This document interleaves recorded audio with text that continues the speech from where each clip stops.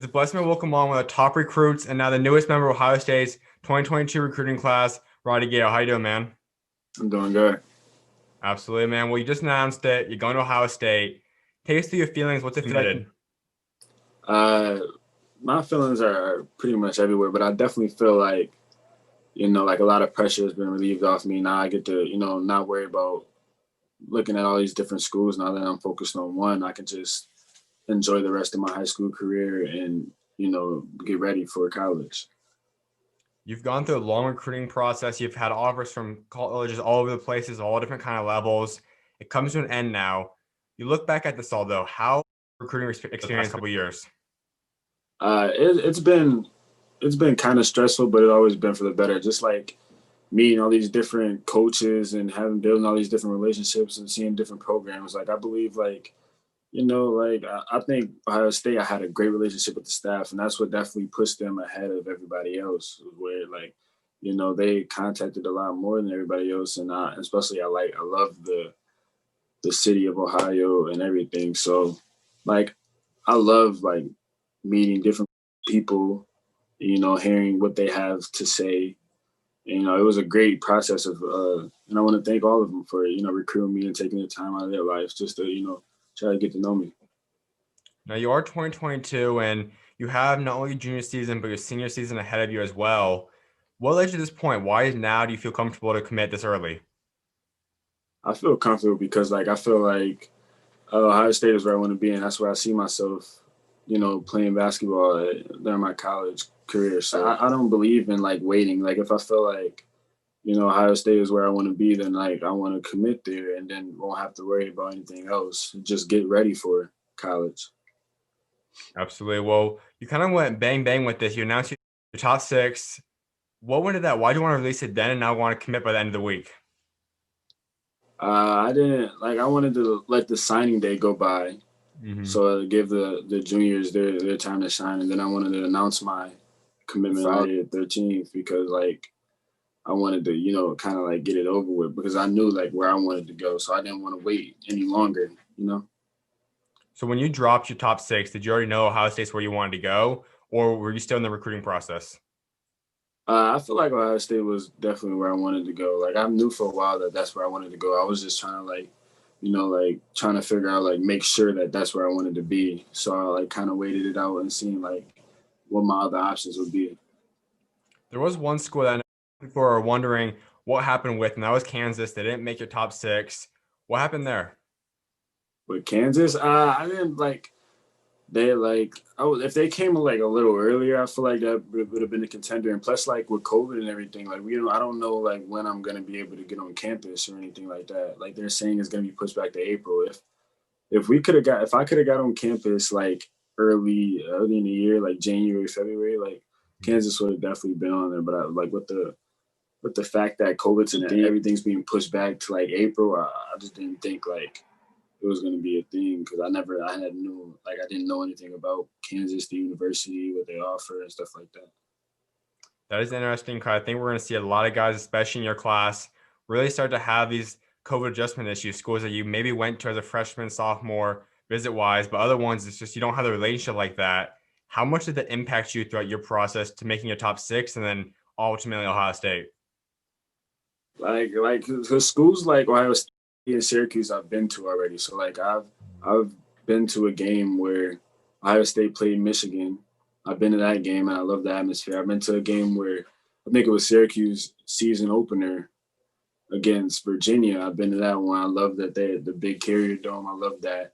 And then the rest was just coaches who kept in contact almost on the daily where, and I knew and I felt comfortable around. Top of your top six. Ohio State's in the UConn, Pitt, Marquette, Syracuse, Georgetown.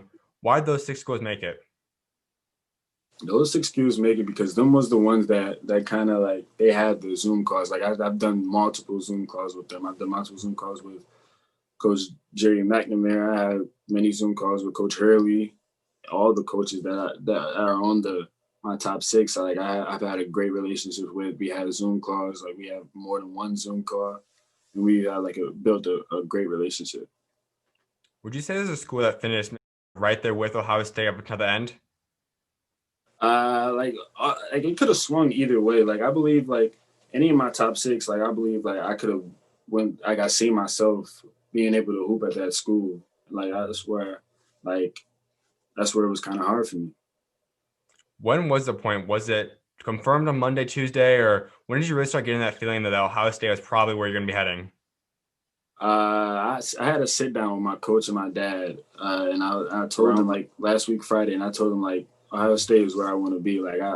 They put me through a lot of Zoom calls and let me know about their educational campuses and stuff like the stuff that they offer educationally, the stuff they offer like as a basketball player and stuff like that. And they sat me down and like kind of like explained all that to me, and that's what I like. So then I knew like that's where I wanted to be. So you're talking to Coach Holtman, the rest of the coaches there in a Zoom call. What are the questions you had for them? Were there any concerns that you really want to make sure they answered for you? I didn't really have any questions because that's the kind of job that they did. Like they did a great job of like clearing everything up. Where Coach Holman and Coach Diebler like basically FaceTime me every day, and he would just talk about like all the different kinds of stuff at Ohio State, and that's where like it kind of just cleared everything up for me because I basically knew everything in the beginning of the process. Like I didn't know anything about Ohio State. They're coming in and closing up this week now with another big news for Ohio State. In the week, Michi Johnson, the former top recruit for 2021, reclassed to go to 2020. How excited would Ohio State fans be knowing that they have a guy Michi coming now for up next year? They have Malachi. You're going to have UNED coming in 2021. How excited should Ohio State fans be for this group? Ohio State fans should be very excited because I played with and against Michi, so I know the type of potential he brings and the type of player that he is. So I believe when he goes, he will be definitely going to be a great add to the team. So and I don't really know much about the Malachi kid, but like as the highlights that I've seen and the table that I've seen of him, he's going to be a stud too. So I think if we can all bring that together, it will be great. You're talking to Coach Holtman. What do you like about him? What's he like off the court? When you just talk to him about life off the court, what's that relationship like? Coach Holman never really talked about basketball like on the court. Everything about what Coach Holman was like, you know, kind of like as a friend, as a buddy. So like, really appreciate it. Like I can really talk to him. Like so that helped me understand. Like if I was having a bad day outside of basketball, like I can go to Coach Holman and he can like talk to me as if I was, you know, one of his friends. There are some comparisons you could possibly go towards. They have a lot of elite guards. D'Angelo Russell, Mike Conley, Evan Turner, some guys that have made it. But who are some guys that rather you compare yourself to, or even guys that they've talked to you about, they kind of compare you to? They kind of sat me down and went over film, very kind of speed. They showed me a lot of D'Angelo Russell clips, and they want me to kind of play like that. Where like I'm playing in transition, coming off of screens and stuff like that. So can we expect you to run a little bit more at the one sometimes in college then? Yeah, they want me to run a little bit of one, especially like in transition and stuff. They think like I'm athletic and I can run the one. I got abilities to run the one and two and a three at times. So they want me to, you know, use my abilities for that. You come in as a freshman, what do they want from you as a production wise, and where do they kind of see you in the rotation? They kind of see me being like being effective like as soon as I step on campus. So I'm gonna work hard, to, you know, be the kind of player they want me to be, and like I'm gonna work hard every day, every in practice, every game, and they understand that there's gonna be bad days, there's gonna be good days. So they just said that they were gonna support me through every second. Absolutely. Well, you also were part of something recently. You're part of the Slam game. What was that experience like? I know you threw down a couple big dunks out there. What was the Slam 16 event like? The Slam 16 was great, man. It's like some of the best talent around here, and it's just like it was kind of amazing because like I was one of them, so it kind of felt special to me, and like you know, like I've grown, like I've got a great friendship with some of them now. So like I believe that, you know, like that's kind of special to me, being a part of that big organization and what they had going on. And you get to go in more of a fun event where you're just going against guys that you've, like you said, grown up with, or guys that have been in the East Coast area. Who are some of your favorite teammates that you enjoyed playing with in the event, or just favorite teammates in the area? My favorite teammate is probably Chance. Chance Westry is probably my favorite teammate just because like the kind of person he is. Like I've met Chance my seventh grade year, and he, you know, he never changed since. He's always the type of guy. He's like he's very consistent. So whatever he says he's gonna do, he's gonna go do it. So like I believe in him for that. So like I can't wait to watch him on TV at Syracuse. So Now, there was some rumors for a little bit that you could possibly go to Syracuse. Chance could have been going there. Dior, when he was originally commit there, how close was that ever as a reality to you guys? Did you guys ever seriously consider teaming up at Syracuse? we definitely considered it. Like we once had a group chat where it was like all three of us, and we were talking about like the details and like what it would take for us to all go to Syracuse, and we actually like thought of it, of all of us teaming up. How close did it ever come to becoming a reality?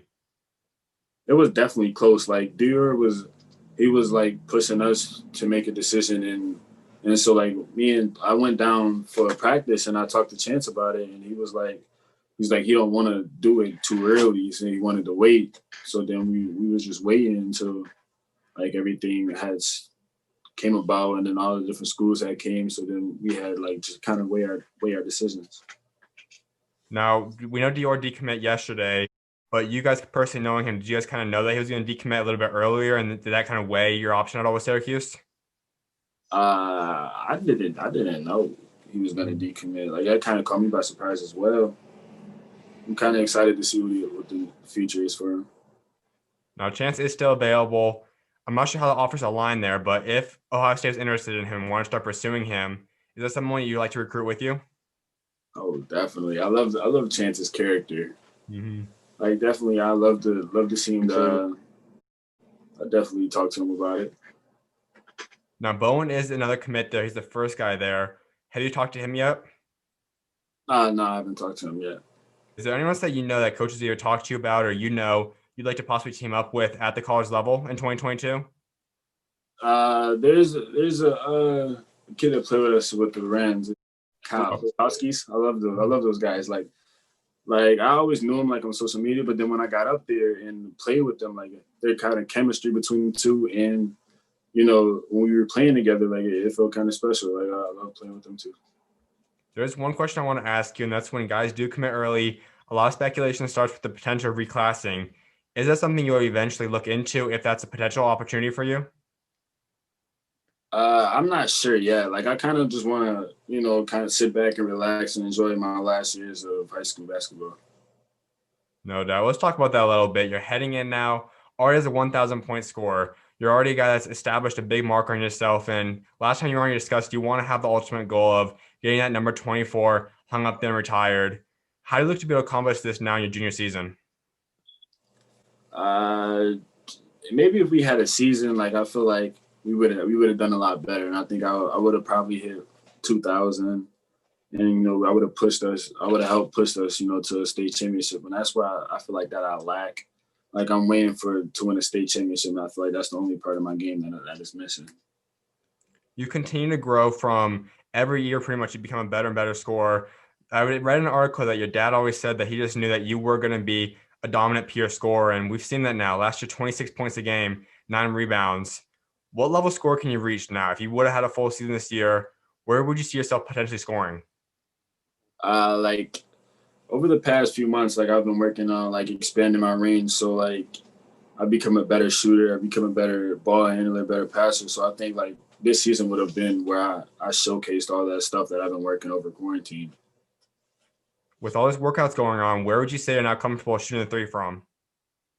I'm comfortable shooting the three from almost anywhere. Like we've been during practices, like I've been practicing on shooting from college and NBA three. So like I'm like a regular high school 3 pointer is like kind of like a layup for me. So that's just with practice. Like we've been working out a lot, especially with the Rens. Like when I go down there, they've been doing a good job of grabbing me, we've been working out, and we've been doing all the type of stuff like working on mechanics and straight jump shots from NBA, college 3 point line.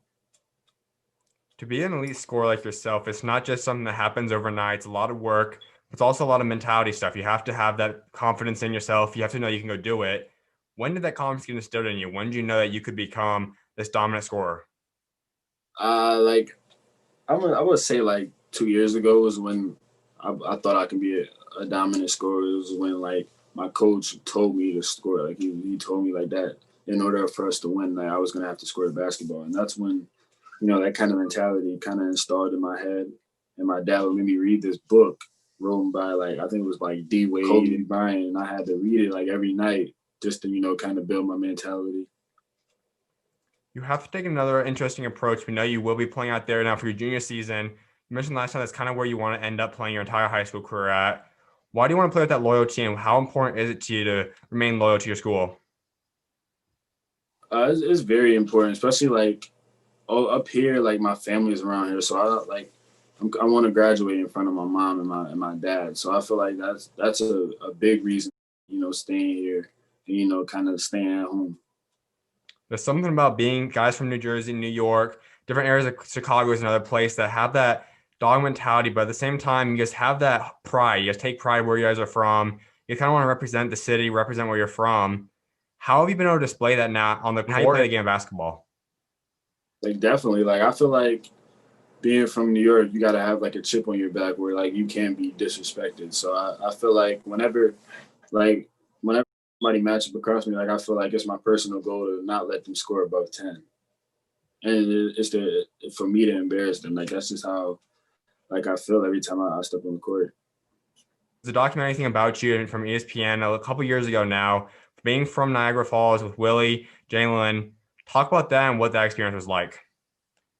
That experience was great. Like it kind of happened out of the blue. Like they kind of hit us up and wanted to do a story. Like it was great because like the only people that got that kind of looks were Johnny and Paul Harris. So like it was great. Just having them do a story about our life and how difficult it is for the kids up here from my city. Like how hard it is for like how hard we had to work to be seen. All three guys have offers. We talk about you now being committed, obviously. Willie's another top prospect, Jenna as well. Looking back at it, knowing how you guys have got from where you're from to the points that you guys will reach now, how important, how great, how crazy is that looking at that? It's definitely crazy because I can remember like we were all like 7, 8 years old and we were all not good at all. So like and just like how you all progressed, we grew, we got a lot better at our craft, and like it's just like a blessing just to see that we all reached our peak and we have some more space to grow. So it's definitely a dream come true. Now, living in that environment back then, how did that kind of grow you up? How did that mature you at a younger age? Living in this environment, like it kind of immatured me because my dad never let me go outside and like hang with my other friends because it was literally like nothing to do. Like if you weren't like playing basketball, you were kind of in the streets. So my dad kind of matured me and raised me to be a respectful young man. So like, and then like I'll only hang with Jalen and Willie. So like, we all we got each other, and like we just all like always like challenge each other to become better. Your dad created a club team for you guys when you were younger to go play on. He described it as a place where you guys could have a safe environment, but just to practice basketball, stay off the streets. How important was that not only for you, but the other guys on that team? It was definitely great because I feel like as a team, we all became a brotherhood. We all became closer, and to this day, we still keep in contact with everybody on the team. I think in anyone's environment, but growing up out there, there's always the temptation of going down different paths, not working on your craft. How are you able to let go of some friends at a younger age to make stay in tune with your own goals and your own path and dream? I give my dad a lot of credit for that because like he would know that certain friends I wasn't allowed to hang out with, so he would kind of tell me like, no, you can't go there, you can't go here, you can't go to his house, you got to go in the gym. So I could definitely give my dad credit for that one. No doubt. A few more things before I let you go. One is that a couple coaches have looked at your game, and when they're evaluating you, they know you can score. We all know that you can play at a high level, but even when you're up by a bunch of points, hustle. You still dive for loose balls. You leave it all on the court every time you get out there. Have you always had that mindset? We want to go out there and make sure you hustle, make sure you play at a high level that way. Definitely because where I'm from, like we don't really have a lot, so it's like I'm gonna play because tomorrow isn't promised. So you got to play it every second like it's your last. Your Instagram bio is Roddy Not Rich. Why do you have that there? It was just a joke, like because Roddy Rich has his name, so I just put Roddy Not Rich just as a joke. Without a doubt, man. Now, I was like wrapping up discussing legacy, and you've now made it. You're committed. You're going to college. What do you want your legacy to be? What do you ultimately want remembered for what you've achieved now both on and off the court when you do step away from the game of basketball? I just want to be an inspiration for the youth, and I want them to look up to me, and like kind of follow my footsteps where I follow my career. I went to basketball, and I want to have a degree. Like I want to have some sort of degree when I go to college, and I want to be successful and be an inspiration to the youth. You want to come back home someday, I can imagine, and be able to help your community out. Is there a certain kind of path that you want to do? Is it building a center for people? Is it helping build schools or something? What is kind of the big goals you have set when if you do make it? My goal would probably be to build a center and give the kids like something to do besides like being in the streets. I want to be able to build basketball courts and help people with school and stuff like that. Absolutely, man. Well, my final thing before I let you go, give Ohio State fans your three biggest goals you have set for your Ohio State career. And what I want to do, I want to win, I want to get better, and I definitely want to win a state championship. Without a doubt, man. Well, I definitely appreciate you taking time to come on today. Congrats on the command once again, man, and keep doing your thing. Yes, sir. Thank you. Of course, you're always welcome on, man. God bless. Yes, sir.